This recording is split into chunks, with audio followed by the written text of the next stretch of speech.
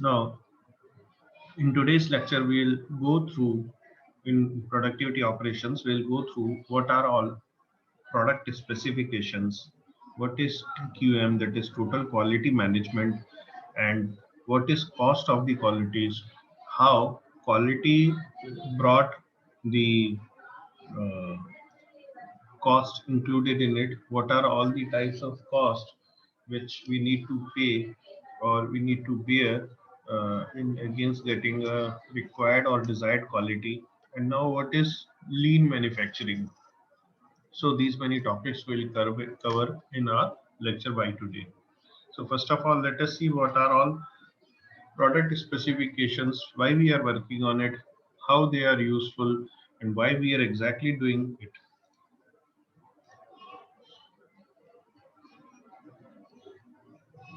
Now the product specification is required.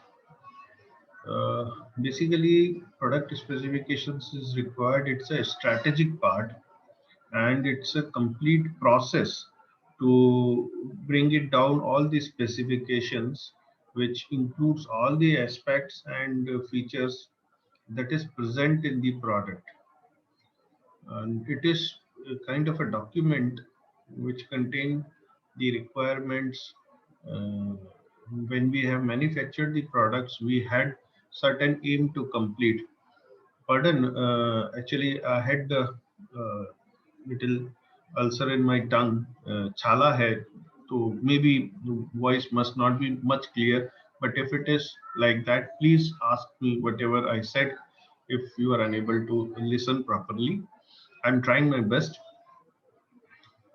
So it's a document that contains the requirement that are aimed to be in the product. ये बहुत simple सी चीज़ है, जैसे हम एक 5 रुपए वाला पैकेट भी खाते हैं वेफर्स का, या अलग अलग तरीके के पैकेट्स आते हैं कुरकुरे की, ये वो, या कोई भी हम प्रोडक्ट खरीदते हैं। बहुत इजी है क्या कहते हैं, खाने की चीज़ को कंपेयर करना। हम नॉर्मली देखते हैं उसके पीछे स्पेशली ऐसी चीज जो सिंगल चीज से न बनी हो, जैसे चावल, तो उसमें क्या कंटेंट रहेगा, चावल ही रहेगा, उसका फीचर क्या रहेगा, तो बहुत बड़े फीचर्स नहीं है। लेकिन we go through the wafer और एनी काइंड ऑफ मिक्सचर और एनी काइंड ऑफ नमकीन, या कुछ ऐसी चीज जो दो तीन चीजों से मिलके बनी हो, तो उसके पीछे आपको स्पेसिफिकेशंस मिलते हैं। कौन सा ऑयल यूज हुआ, कौन सा सॉल्ट यूज हुआ, कौन सा बेसन यूज हुआ, कि गेहूं का आटा यूज हुआ, कि चावल का आटा यूज हुआ, किस तरह का ऑयल में इसको कुक किया गया है, किस तरह की कितने दिन ये चीज टिक सकती है, और ऐसी बहुत सारी इंग्रेडिएंट। अच्छा, then calorie chart is also given, because whatever contents that product is carrying, तो उनके फिर कैलोरी चार्ट्स भी होते हैं। So this is kind of product specifications कि इसमें क्या क्या है और उसके एस्पेक्ट्स क्या हैं, उसके फीचर्स क्या हैं, how it is going to be helpful. तो ये एक प्रॉपर डॉक्यूमेंट होता है which is called product specifications, which comes with the product itself, and it is very much required. So as I told you, it is a process of listing down these things, so it is there. We have seen this in a regular product of even 5 rupees, that is there with us. Now when we are manufacturing a product and delivering on a particular information, the actual work starts to be, we need to present the actual work theoretically.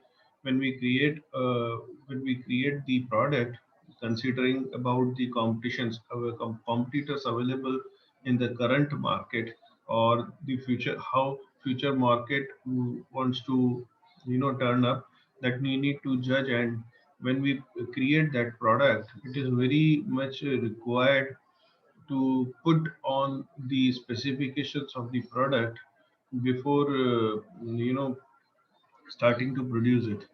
So these are all the basic things which are very much required on any product. Another is another is what is the importance of this, why we are doing this. Already we have discussed about the importance, but Let us again see what is the importance. It is actually the concept.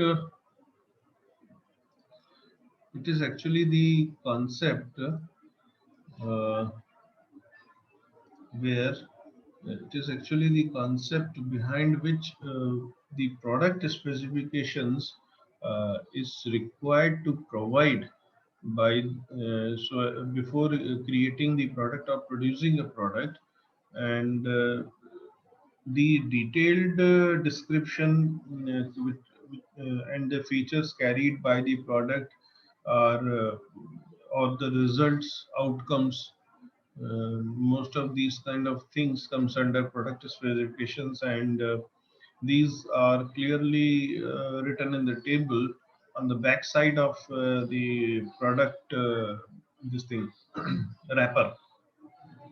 Now if we see adequately defined product specifications being prepared, and it is sufficient to give the, uh, sufficient to give the specifications as per the business needs, not more than this.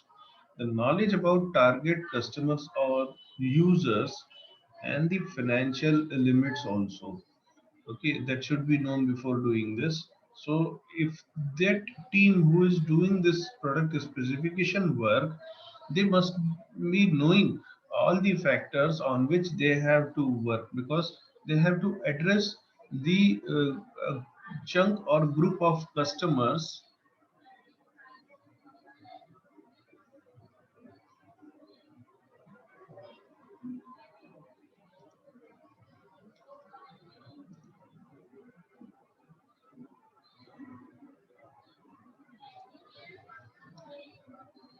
ये जिनने किया वो clearly मेरे पास नाम है उसका, because there is an option of enabling the annotation.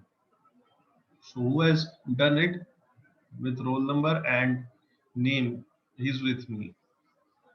Okay, so better don't try to do this. It is not forceful to you to attend the class. If you even want to attend, then sit silently, listen properly. If you have any doubt, you can ask me any point of time, but don't try to be over smart.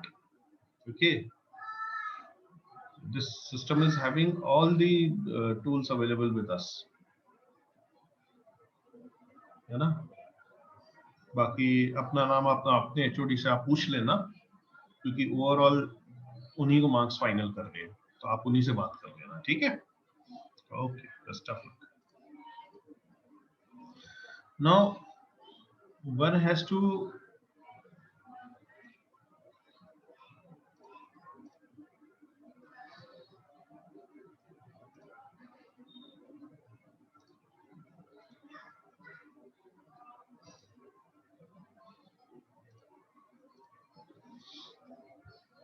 because that team, as I told you, that team has to have has to have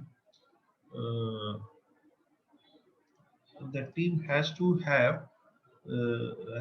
have the complete knowledge about the factors and factors on which they have to work, and about the market knowledge, then the customers available, then the task of designing appropriate solutions becomes easy and smooth again. Now this well versed product specifications will give the exact picture in a transparent mode, which will give clarity to the team on creating the product, what we are going to prepare, and also it, since it is transparent, it will give exact picture to the customer also through that that product specification, that what inside wrapper or inside the packaging, what it carries exactly. Okay, so this was about product specification.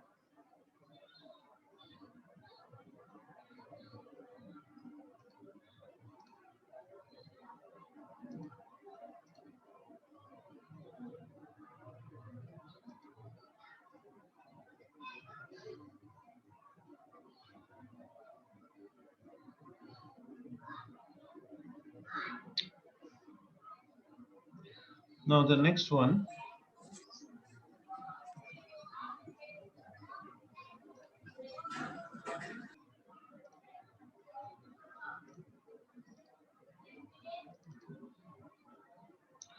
Now the next one is TQM, which is called Total Quality Management. Now this Total Quality Management is a structured approach which overall organizational team of management needs to work upon. Now it's a what is total quality management? जैसा कि नाम बता रहा है, where to many tools are there for working on the quality. So this is one of it. We will be studying QFD also. We will be studying just in time also. Many of the quality parameters will study ahead also. So this is again comes under that thing. Okay. So this total quality management, total quality management uh, is a structured approach, as I told you, from the management side, and the main aim of doing this process is to improve the quality.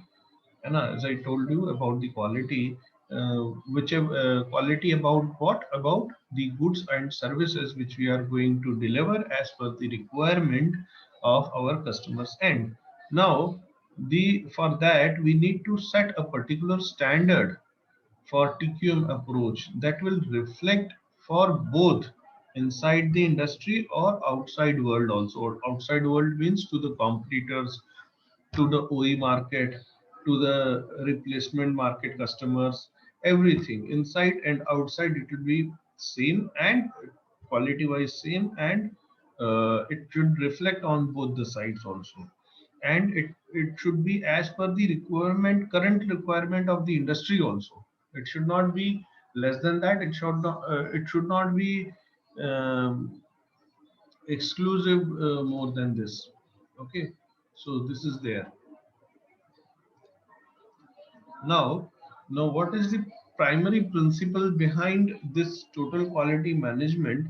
This total quality management is basically considered as the customer aimed process. It's a customer focused process. Customer के हिसाब से हम focus करते हैं, जिनका जिसका M होता है कंटिन्यूस इम्प्रूवमेंट करना बिजनेस ऑपरेशंस में, जो कि हमारे साथ एसोसिएटेड एम्प्लॉयज को प्लस जो हमारे साथ एसोसिएटेड एम्प्लॉयज हैं प्लस वेंडर्स हैं, उनको उनको एक प्लेटफॉर्म पे ले पाए, ताकि वो कॉमन गोल्स जो है प्रोडक्ट इम्प्रूवमेंट के या सर्विस क्वालिटी इम्प्रूवमेंट के, वो उनको सेम प्लेटफॉर्म पे रखे और साथ ही साथ वो प्रोसीजर को मेंटेन करने और बनाने में और या इम्प्रूव करने में हेल्प कर सके प्रोडक्शन के लिए. Now what exactly TQM does for us? तो TQM क्या देखता है? सारी एक्टिविटी देखता है जो भी काम हो रहा है which needs to maintain the desired level of performance in a particular business now, and its operations, related operations rather I should say, which includes the finding out the quality policy, creating that, and implementing the quality planning, assurance, and then quality control finally, to improve or to check about the quality or to put a measure of checking the quality or its improvement. So this was about TQM. Now we'll go through cost of quality. What is cost of quality? And ये सारी cost of quality से जिनको हम discuss करेंगे, तो cost of quality है क्या, सबसे पहले अपन वो समझते हैं. तो कॉस्ट ऑफ द क्वालिटी एक मेथोडोलॉजी है which exactly done by an organization. वो पता करते हैं कि रिसोर्सेज जो हम एक्टिविटीज के लिए यूज कर रहे हैं वो उनकी क्वालिटी कैसी है. Here we are discussing about the quality of resources and further, क्योंकि quality of resources अगर हमारे अच्छे हैं तो जो क्वालिटी होगी ऑर्गेनाइजेशन की, क्वालिटी जो होगी ऑर्गेनाइजेशन के प्रोडक्ट और सर्विसेज की, क्योंकि उसका डायरेक्ट इम्पैक्ट उस पर आता है, and that results many of the times that results to the internal and external failures also. Internal one inside the company if it fails, और बाहर जाके परफॉर्म करने वाली जगह पे अगर वो फेल करता है तो वो सारी चीजें इन तरह के फेलियर्स में रिफ्लेक्ट करती हैं। नाउ इस तरह की इंफॉर्मेशन बताती है कि पोटेंशियल सेविंग्स जो है, जो हमें कॉस्ट ऑफ क्वालिटी जो है, तो इससे हमने पोटेंशियल सेविंग्स क्या गेन करी जब हमने इसको इम्प्लीमेंट किया प्रोसेस इंप्रूवमेंट्स के लिए, तो हमने पोटेंशियल सेविंग्स क्या की। तो सबसे पहले अपन डिस्कस करते हैं कॉस्ट ऑफ पुअर क्वालिटी। अगर कॉस्ट ऑफ पुअर क्वालिटी क्या है, ये वो कॉस्ट है जो कि हमें बताती है, ये वो क्वालिटी है जो हमें बताती है कि about the poor quality of products और services which has been used by the customers. Then appraisal cost.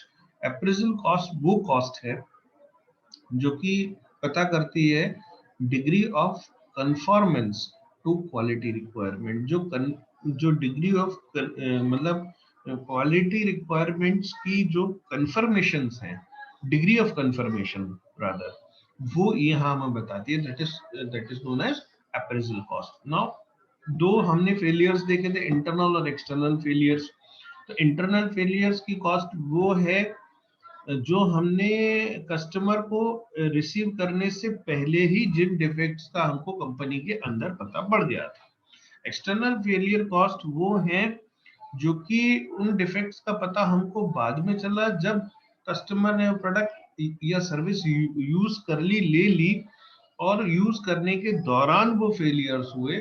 सो ये कहलाते हैं एक्सटर्नल फेलियर कॉस्ट। इसके लिए इसको ब्रिज अप करने के लिए सेल्स के साथ एक टेक्निकल टीम लगाई जाती है फील्ड पे।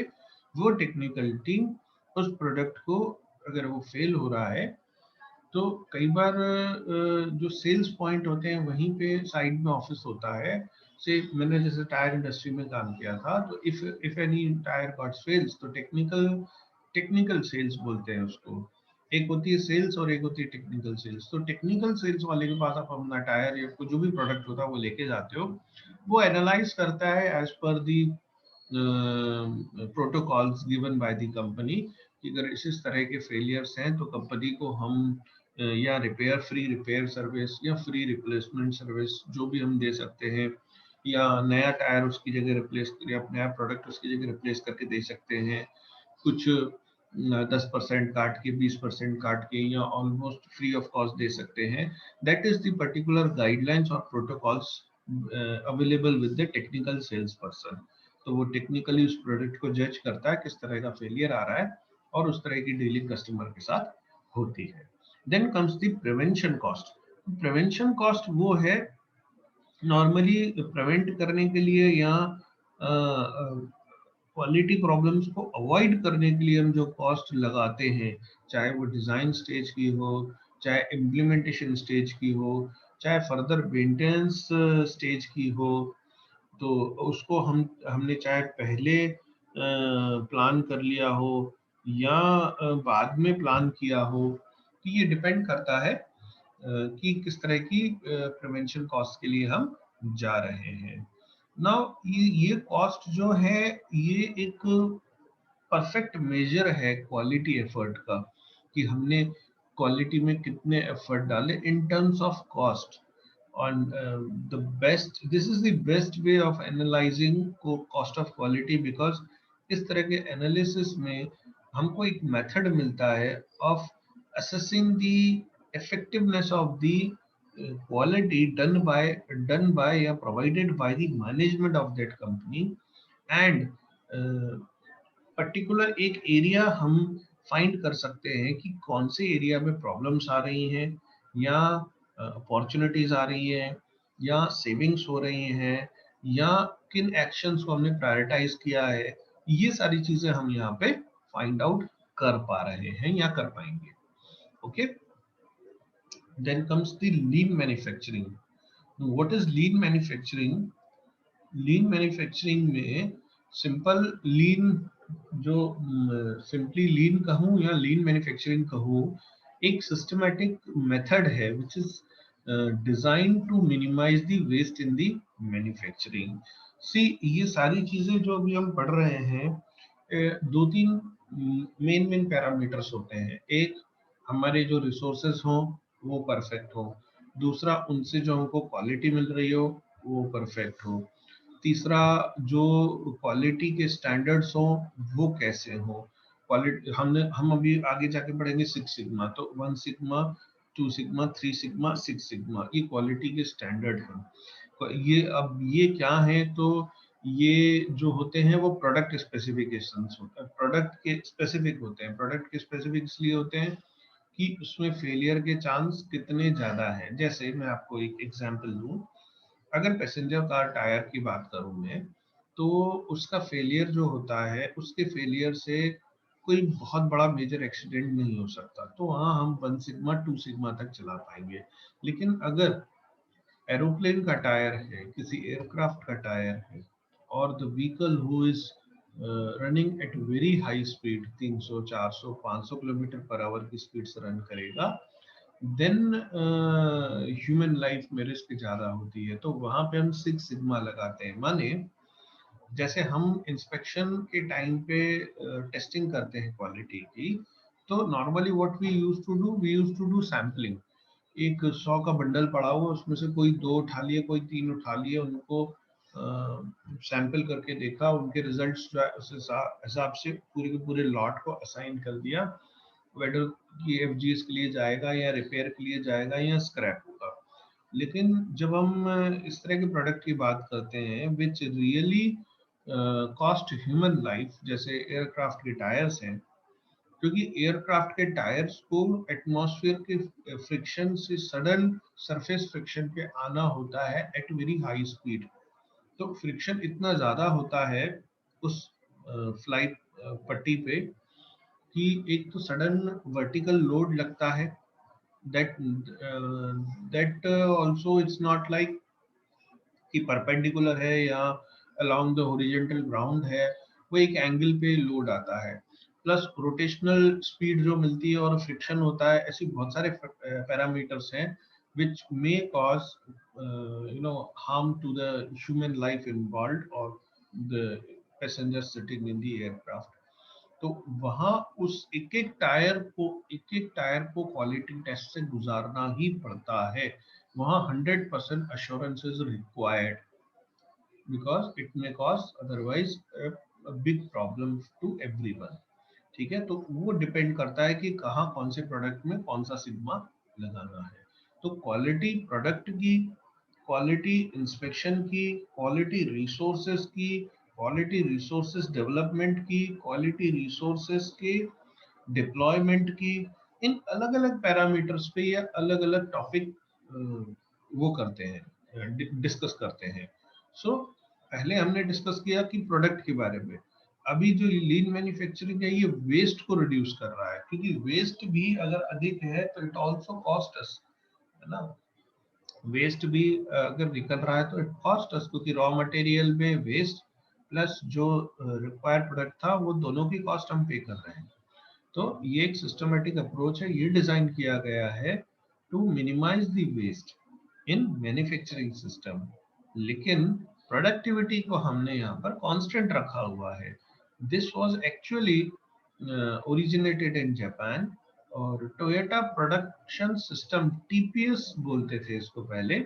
लीन मैन्युफैक्चरिंग हमेशा हमको मिनिमाइज करके देता है वेस्ट को मैन्युफैक्चरिंग ऑपरेशंस में, और एग्जैक्टली हमको वो ये बताता है, क्लियर आइडिया देता है कि रिमूविंग ये जो वेस्ट मटेरियल को हम कम करेंगे तो हमको क्या बेनिफिट आएगा। As normally normally this keeps in our mind, it is quite important to keep in mind the process of going lean takes place in a certain period of time। वो पूरे में implement करना होता all across, and several different type of lean techniques are there, which allows each organization to fit the lean manufacturing techniques, because product अलग अलग है, company अलग अलग तरह की है, तो लीन के कॉन्सेप्ट भी थोड़े थोड़े वेरी करते हैं। तो किस तरह की लीन मैन्युफैक्चरिंग टेक्निक्स कहाँ फिट होंगी, ये देखना जरूरी होता है while implementing the same lean technique. ठीक है, its own distinct production process अलग अलग है सभी की। सो हम लोग 8 तरह की वेस्ट लीन मैन्युफैक्चरिंग तरीके समझेंगे, एंड जिसमें से 5 तो मोस्ट कॉमन है, टूल्स एंड टेक्निक्स जो कॉमनली इम्प्लीमेंट होती है। तो ये जो 8 तरीके की है वो है, इसमें 8 तरीके के वेस्टेजेस हैं, वो है एक तो defects,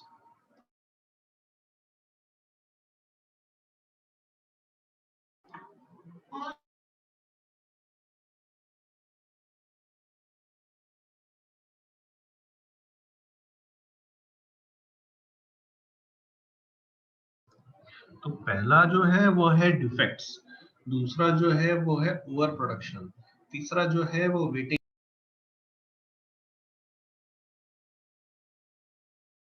okay, let us come again. तो हम 8 टाइप्स के वेस्ट डिस्कस कर रहे थे। वो पहला था डिफेक्ट्स, ओवर, दूसरा ओवर प्रोडक्शन, तीसरा वेटिंग, चौथा नॉन यूटिलाइज टैलेंट, कई बार ये भी होता है, देन पांचवा है ट्रांसपोर्टेशन, छठा है इन्वेंट्री, सातवां है मोशन, और आठवां है एक्स्ट्रा प्रोसेस। सो ये काफी सारी ये 8 चीजें हैं जो अलग अलग इम्पैक्ट करती हैं। अब सबसे पहले हम देख लेते हैं डिफेक्ट्स। डिफेक्ट्स में किस तरह की प्रॉब्लम्स आती हैं। नॉर्मली हमने डिफेक्ट्स वाली चीजें कॉमनली विजिबल होती हैं। कई डिफेक्ट्स ऐसे होते हैं जो फिजिकली विजिबल होते हैं, कई डिफेक्ट्स ऐसे होते हैं जो फिजिकली विजिबल नहीं हो पाते। तो उन केसेस में अल्ट्रासाउंड या बहुत सारे जो नॉन डिस्ट्रक्टिव टेस्टिंग टेक्निक्स होती हैं उनको हमको इम्प्लीमेंट करना होता है। अनदर थिंग इज डिफेक्ट्स जो हैं कई बार स्क्रैप प्रोडक्ट या अननेसेसरी स्क्रैप का भी कारण बनते हैं। कमर्शियल स्पेसिफिकेशंस को मीट आउट नहीं कर पाना, and sometimes this may lead to many wastes which notably you know gives us the unnecessary cost included। क्योंकि अगर मैंने 10 पीस बनाए जिसमें से 4 पीस खराब हुए तो वो 4 पीस की तो कॉस्ट में 10 में जोड़ूंगा, और अगर मैं 10 में 4 की प्राइस जोड़ रहा हूँ और 6 ही सही बन रहे हैं तो हमेशा मैं लॉस में ही जाऊंगा, फायदा तो होगा नहीं। तो 100 पीस में से एक आध दो अगर डैमेज होता है तो ठीक है, it's okay, it is bearable, otherwise it is not। So many of the times we have to see, and defects also cause delivery delays। defects के कारण कई बार delivery delays होते हैं ना, पहुंचाने में परेशानियां आती हैं, है ना। और लॉजिस्टिक्स जो है वो अगेन एक बहुत बड़ी हेडेक रहती है। Logistics which likely to brings to the customer satisfaction, time तक पहुंचे, वो चीज बहुत इंपॉर्टेंट होती है ना। और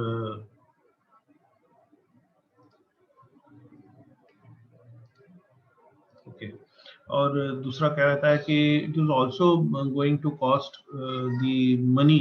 अगर हम उन डिफेक्ट्स पे रिवर्क करें तो टाइम भी लगता है, मैन पावर भी लगता है, रिसोर्स में माने मशीनरी रिसोर्सेज भी लगते हैं।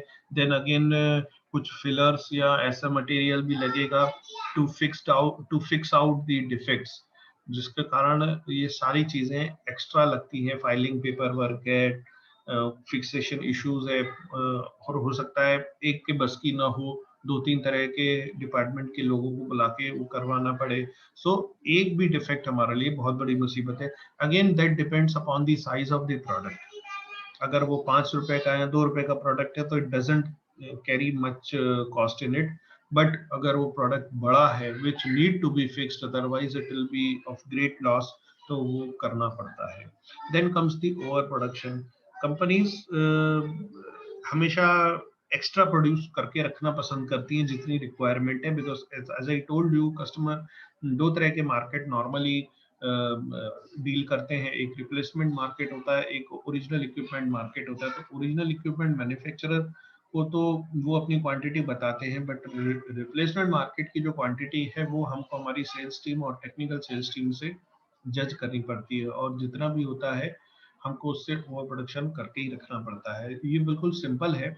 अगर मेरे घर में 4 मेंबर हैं और एक टाइम पे 12-15 रोटियां बनती हैं, तो माँ या घर में जो भी होंगे रोटी बनाने वाले, वो कम से कम 3-4 रोटियां या थोड़ा सा सब्जी एक्स्ट्रा बनेगी ही बनेगी। तो ये बिल्कुल वैसा ही होता है। लेकिन ओवर प्रोडक्शन में हमारी जो एक्सेस इन्वेंट्री है, वो उसके लिए हमको एक्स्ट्रा स्टोरेज एक्सपेंसेस पे करने हैं। एक्स्ट्रा इन्वेंट्री यूटिलाइज हुई है तो स्पेस को पे किया, लोगों को पे किया, इक्विपमेंट को पे किया। ये सारी चीजें उसमें एक्सेस प्रोडक्शन में इन्वॉल्व होती हैं, where we can not see these expenses in our kitchen.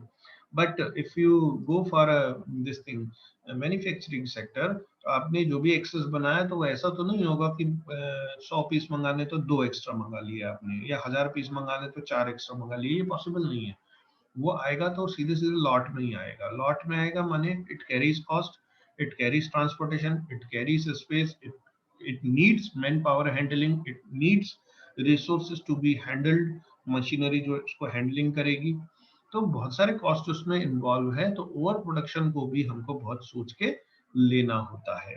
Okay, then comes the waiting. Waiting basically waiting basically again एक प्रॉब्लम है। Waiting is by product of wastage. now how it is by product of wastage, and also it creates havoc on the customer satisfaction, because अगर waiting को हम देखें product की या customer के लिए, तो पैकेजिंग या शिपमेंट जो है वो उस तक टाइम तक पहुंचना भी बहुत जरूरी है। तो नेक्स्ट स्टेप उस प्रोसेस में होगा, is not ready to perform the task. In the healthcare, if you see, it might look like a full waiting room, but in manufacturing might look machinery downtime causing packaging delays. Machinery अगर बीच में कहीं अटक गई तो पीछे वाली machine में bottle necklace आ जाएगी, पीछे वाली मशीन में बॉटल नेक आ जाएगी, तो आगे की लाइन जो है वो बंद पड़ी रहेगी, माने प्रोडक्ट टाइम पे नहीं पहुंचेगा। तो चाहे वो शुरू में हो चाहे आखिरी में हो, ये डाउन टाइम बढ़ेगा। डाउन टाइम बढ़ेगा माने जो हमको एग्जैक्ट डिलीवरेंस देना था टाइम पे, वो कस्टमर पे नहीं पहुंच पाएगा। That's why this waiting is quite important from the customer point of view, क्योंकि रिसीवर एंड की डिले है, वो जाके डिले अल्टीमेट वहां जमा होती है। Now next is non utilized talent.